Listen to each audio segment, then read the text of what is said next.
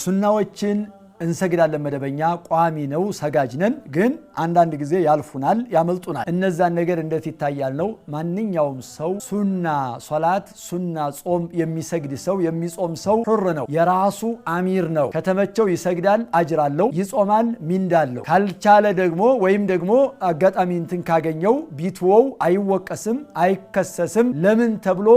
አይወገዝም ለምን ተውካ ይባል ግን ነብዩ አለይሂ ሰላቱ ወሰለም ከመልካም ስራ ሁሉ በላጩ ባለቤቱ በሱ ላይ የዘወተረበት ነው ቢያንስም ስላሉ የአላህ መልእክተኛ ማዘውተሩ ይገባልና እህቴ ይሄን ነገር ማዘውተርሽ መቀጠልሽ ጥሩ ነው አንዳንድ ጊዜ ደግሞ ሲያመልጡ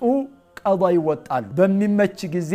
ማስተካከልና ቀዷ መውጣት ይቻላል ይፈቀዳል ነብዩ አለይሂ ሰላቱ ወሰለም የዙህር ሱና ሳይሰግዱ ቆይተው ከዓስር በኋላ ዓስርን ፈርዱን ሰግደው ከዓስር በኋላ ከልክል በሆነበት ሰዓት እንኳን ሰግደዋል ሁለት ረካዓ ያ ረሱላህ በዚህ ሰዓት እኮ መስገድ ከዓስር በኋላ ሶላት መስገድን ከልክለዋል እንዴት ተሰግዳለሁ ሲባሉ ነብዩ አለይሂ ሰላቱ ወሰለም የዙህር ቀዷናት የዙህር ሱና